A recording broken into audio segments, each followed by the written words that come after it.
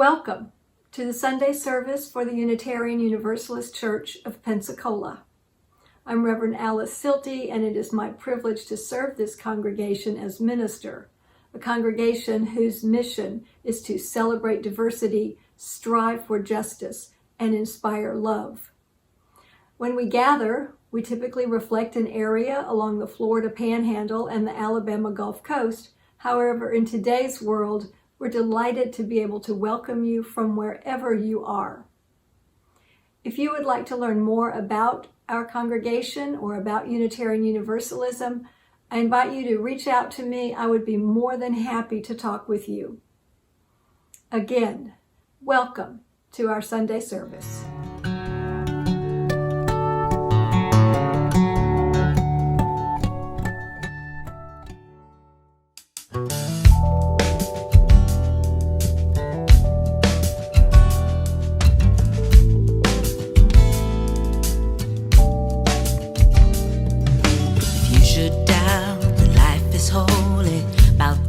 What love just told me. Get into the moment. Get into the moment. Set a place at the table. Say your grace just 'cause you're able. Get into the moment. Get into the moment. As a spark, night's a flame. Holy, holy is each name. Every smile on every face is a prayer. In the dark and in the day, in the swirling Milky Way, in the miles of open space, here and there. Get into the moment. Get into the moment. Get into the moment. Get into the moment. From the grave to the cradle, there's only one truth, only one place. Get into the moment. Get into the moment. From the walker to the stroller, meditator, holy roller. Get into the moment. Get into the moment. Let the love sun's embrace light your heart as it does your face. Let the quiet of the moon get you free. Every day is a new birth. There is magic on this earth. You can wield it if you choose to let it be. If you can get into the moment. Get into the moment. Get into the moment. I'm right here in the moment. And if you feel answers are hard to find, just draw near to your own inner peace of mind, 'cause it will guide your heart if you will stand still. Get into the moment. Get into the moment. Get into the moment. Lose yourself into the moment. Love is in the moment. Peace is in the moment. Joy is in the moment. True love is in the moment. Sing into the moment. Dance to the moment. Love into the moment. Give your love into the moment.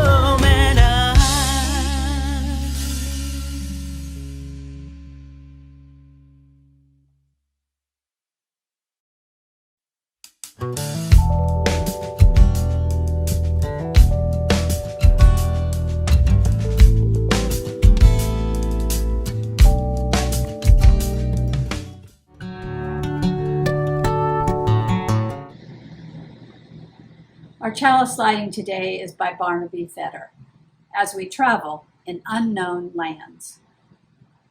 As we travel in unknown lands, we kindle a flame we trust will lead us forward as we travel in unknown lands. Where, the question, shall I ever get there, resounds. A clear, pure note in every silence.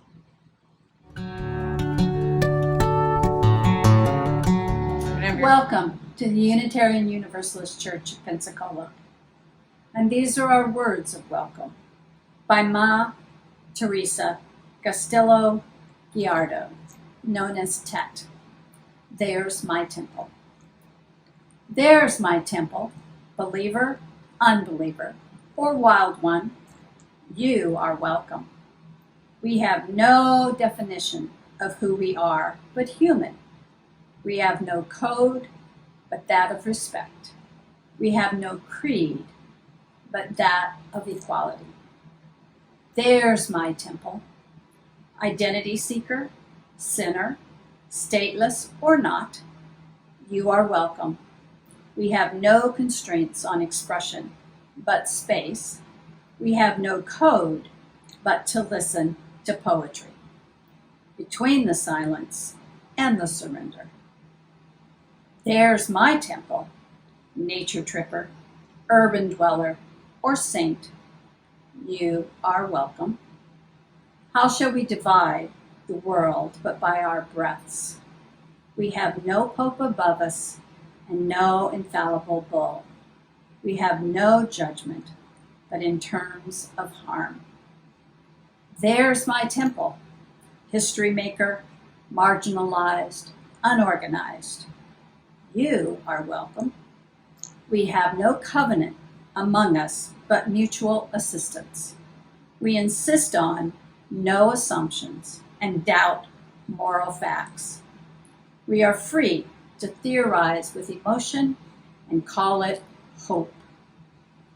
There's my temple, unbecoming, expert, rogue, and disrobe. You are welcome.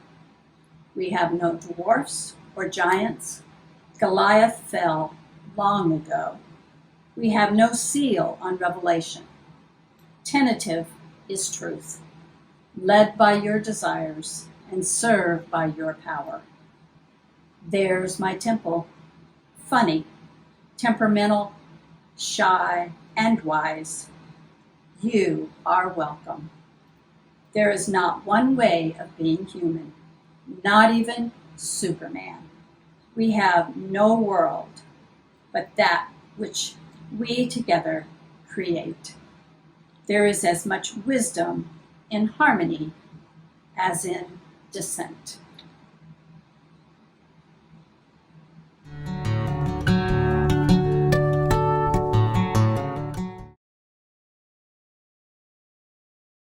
At the start of any given day, there is mystery available. There is a game waiting for an open heart to say yes. Here I am, I'll play. And if we're smart, we'll listen to the way, and all the misery that held us down, we'll let it fade. Let it be outshined by a simple spark of a life that's waiting to be made. It's waiting to be made.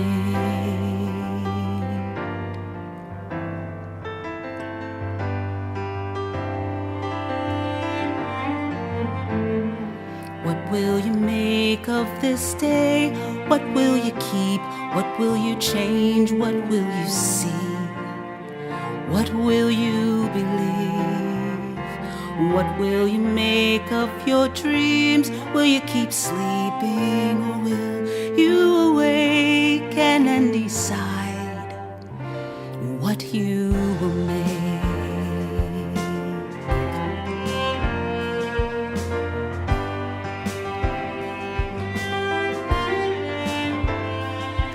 At the start of any given day, there is history and poetry. There is a play, but you're not in the audience. You are the star. So get out there and say what you will make. What will you make of this day? What will you keep? What will you change? What will you see?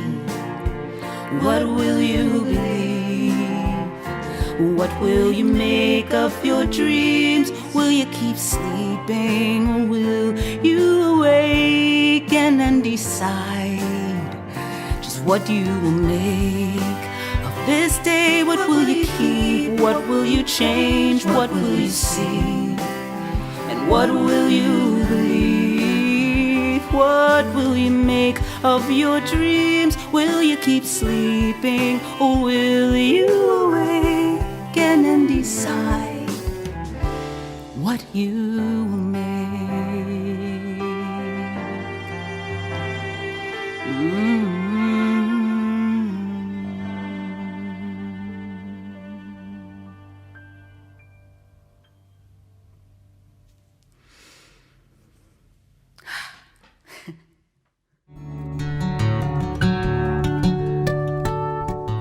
In the spirit of community, we light candles to share the joys and sorrows of significant milestones and transitions in our personal lives.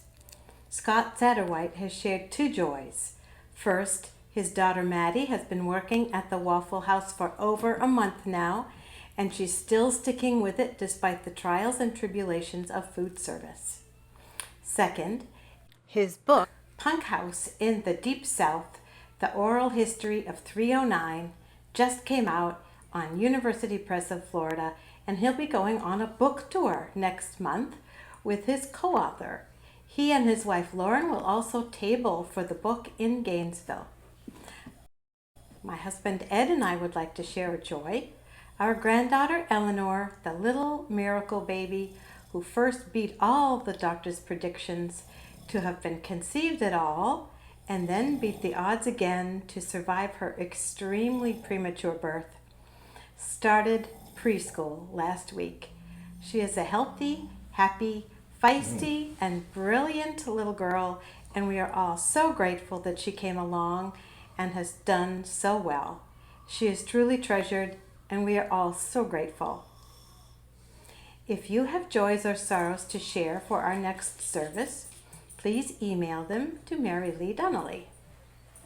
The candles reflect our many joys and sorrows, whether or not we choose to share them here. As always, there are joys and sorrows that remain in our hearts, yet unspoken, and one of our candles always represents those.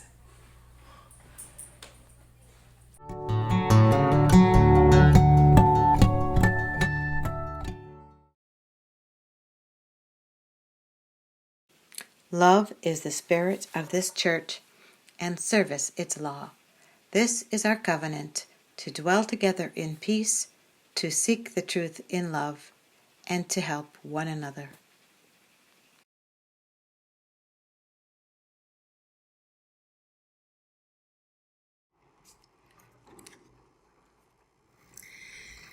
Today we continue our Courage to Create series. As part of this larger worship year, exploring different expressions of courage and seeking to live more courageously ourselves.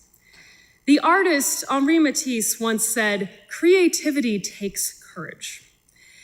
When I think about creative forms that require the deepest courage, improv shows up at the top of my list. Improvisational theater, improvisational comedy, improvisational music, improvisational living can be scary. I imagine most of you wouldn't want to be thrown up on a stage and told to improvise, perhaps with the exception of our pianist today and maybe Reverend White. Improv challenges us to embrace the unexpected, both as the actor and the audience. Therefore, it takes great courage. Most weeks in worship, the ministers collaborate to tell a story based on what we find in what we call the magic box. And while we plan out the general message to tie into the theme of the day, what plays out on this chancel is largely improvisational.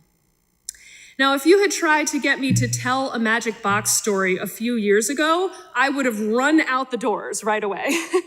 I like to plan. Preparation brings me comfort. I would have told you I'm not good on my feet. I need a script. I was and still am scared of failure and looking like a fool. How about you? But then there was that time last month when the audio clip from the movie Frozen of Elsa singing Let It Go didn't play at the moment we planned. After a few seconds of panic and looking desperately at my improv partner, Daniel, he nodded at me. So I brought the microphone to my mouth and sang, let it go, you can't hold it back anymore. So boy, was I relieved when in the second service, the music played as planned and all I had to do was lip sync dramatically. So it is possible for me and for you to summon the courage to create improvisationally. In fact, I think that these times that we live in require it.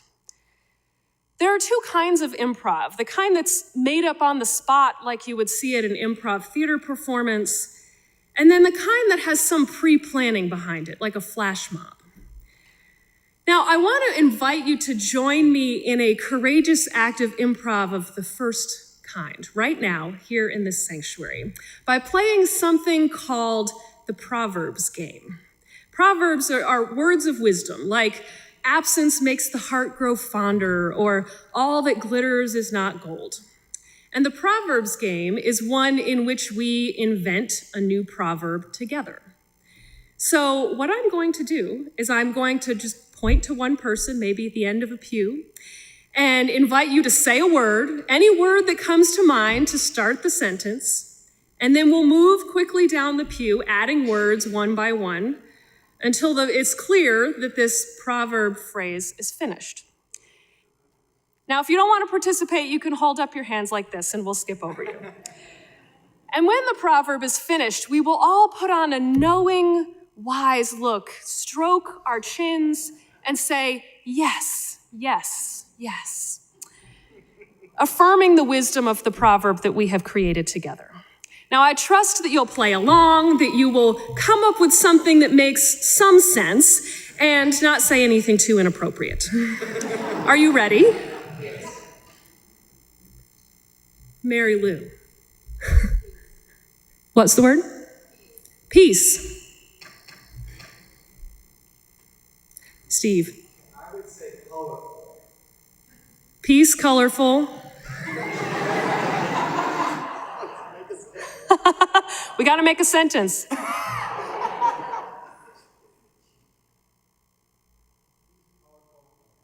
Peace, colorful, and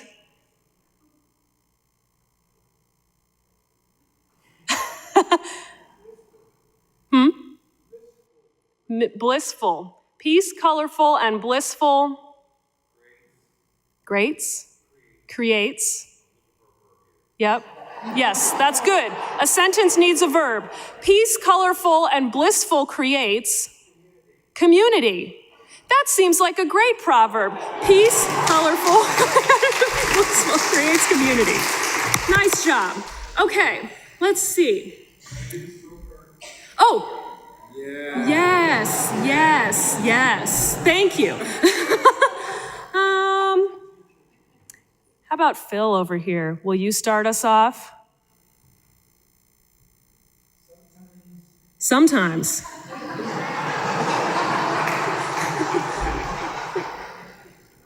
Life. Sometimes life needs bright quests. Sometimes life needs bright quests. I like that. Yes, yes, yes.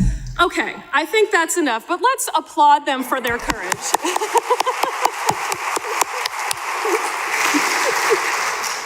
Thanks for playing along.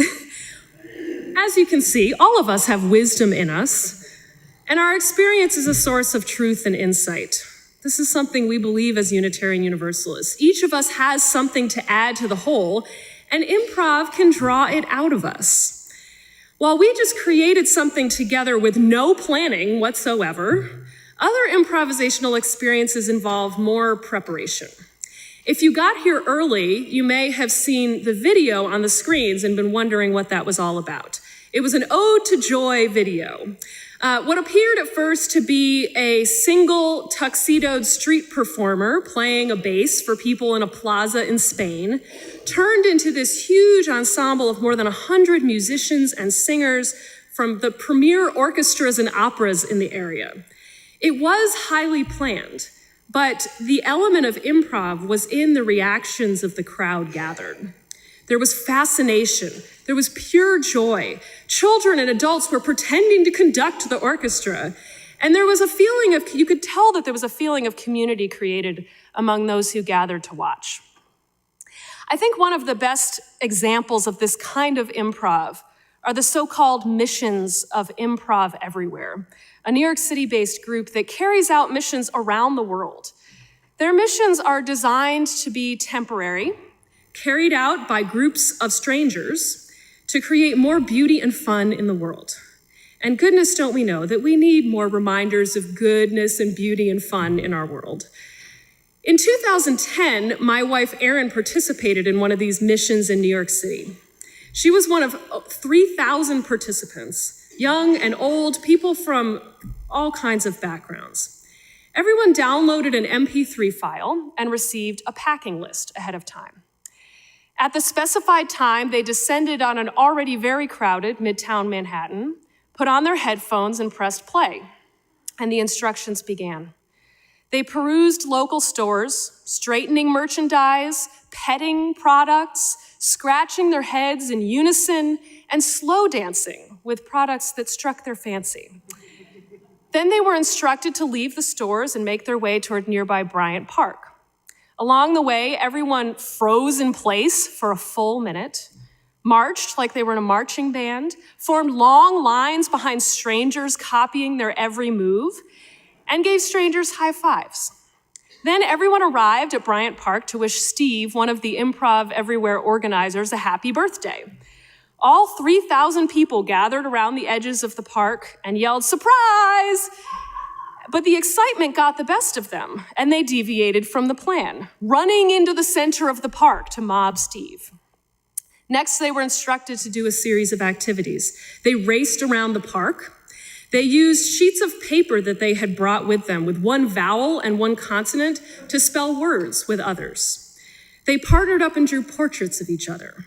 They collectively drew maps of all the continents. How many of us could do that?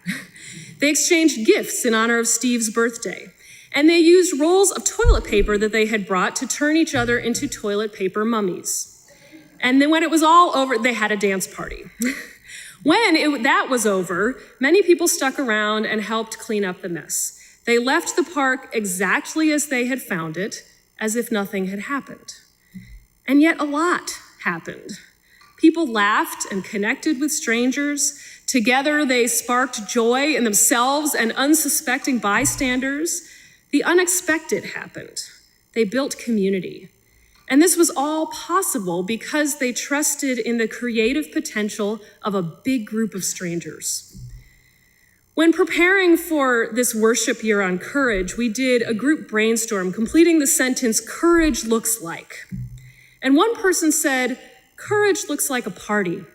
Maybe no one will show up." Some of Improv Everywhere's missions have been unsuccessful or had unintended effects. The weather interfered and hardly anybody showed up, or they realized that the impact of their mission, for example, fake fans showing up at a struggling band's show, ended up being hurtful instead of fun and encouraging. Courage looks like a party. It can be a flop, but it can also be a lot of fun, and it can bring people together in really transformative ways. So what does all this have to do with church, you might be wondering?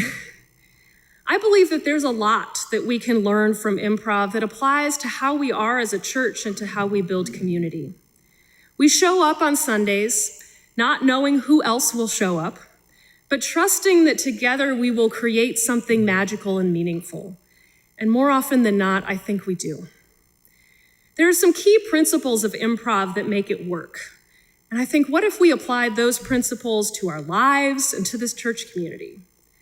In improv, something new is created together through saying yes and. Yes, and. Improviser Amanda Hirsch suggests that we be willing to treat members of a community as scene partners, truly listening to them and showing them respect by yes-anding the ideas they share, rather than, as so often happens, offering a polite thank you and proceeding with business as usual. Saying yes allows the actors or us to share control and allows each person to shape the whole. We have a workshop coming up here on civil discourse, and I think if we said yes and more than we say no but, we'd be well on our way to more civil discourse in our society. Now, much to my dismay, improv is not about preparation. Preparation does not necessarily lead to a successful outcome. Improv shows us that it's possible to create something good not by preparing, but just by showing up to begin with. In fact, excessive planning can be an obstacle to seeing what's right in front of us. If I'm thinking of the next thing that I'm planning to do or say, I might miss an opportunity that's right in front of me in the present. And this leads me to another lesson of improv, which is pay attention, face the facts of what you have to work with, and wake up to the gifts that are already here. Improv theater involves finding the truth that is already present on the stage or in the pew. As we say in Unitarian Universalism, revelation is not sealed. There are truths within us and around us, and truth to be found in our experience that tells us something about life and meaning and God.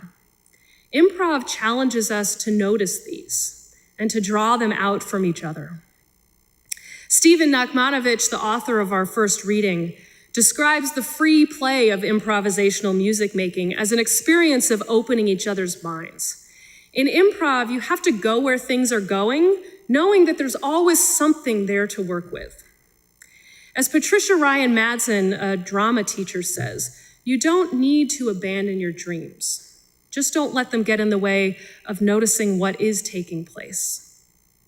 Improv makes it possible for creative outcomes to emerge beyond what we could ever dream of. Another thing that improvisers know is that we must take care of each other. In improv theater, this basically means make your improv partner look good. Whatever happens, help each other out. And this takes a lot of courage and trust. I can think of numerous times in a more improvisational magic box story when we, your ministers, have done that for each other.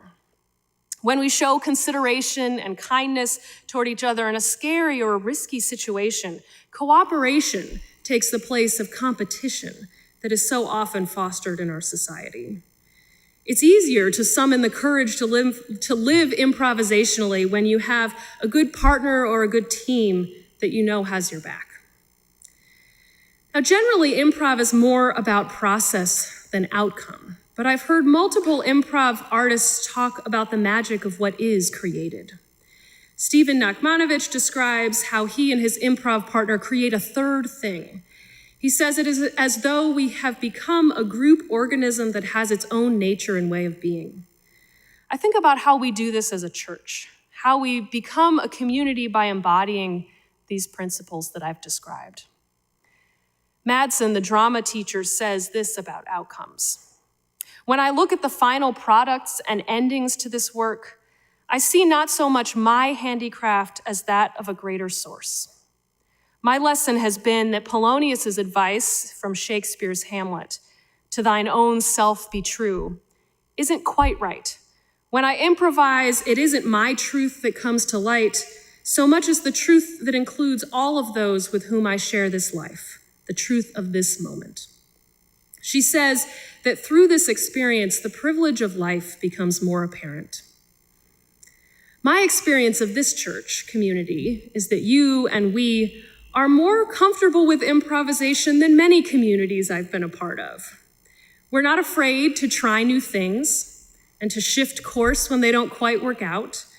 We follow opportunities that have creative potential. We build on each other's ideas to create change together.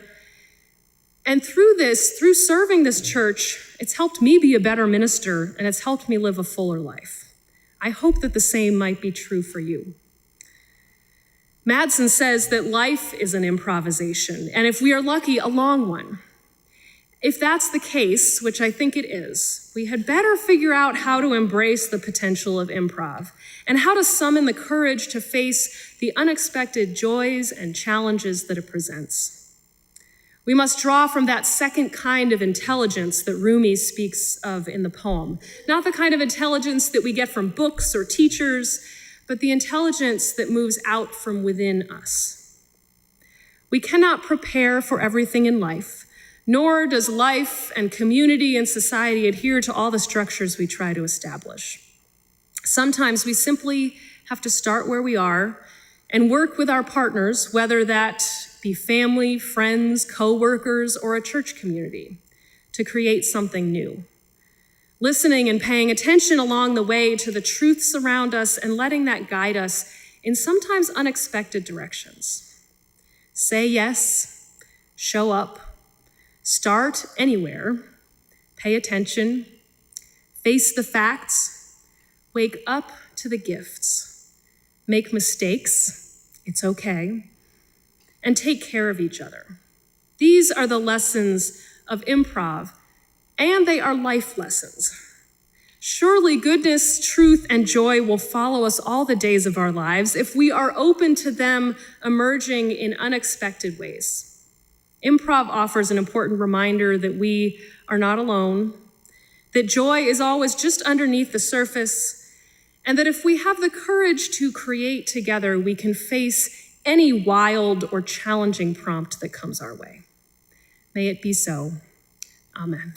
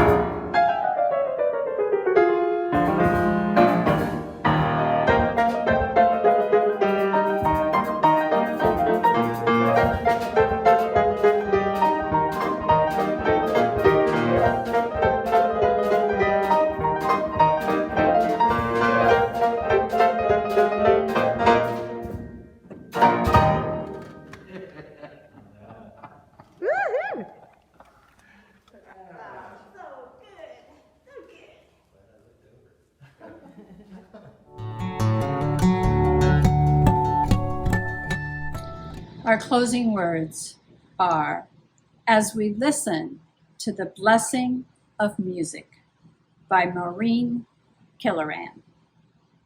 As we listen to the blessing of music, may we know this ending as more than time of goodbye.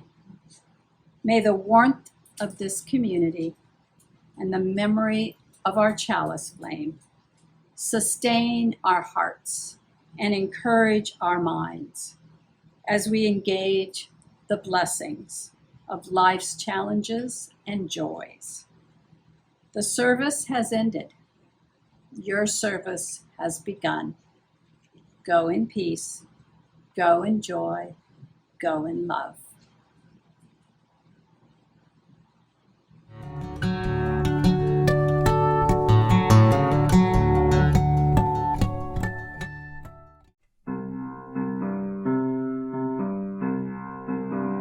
We are going, heaven knows where we are going, but we know within, and we will get there. Heaven knows how we will get there, but we know we will. It will be hard, we know, and the road will be muddy and rough, but we'll get there. Heaven knows how we will get there.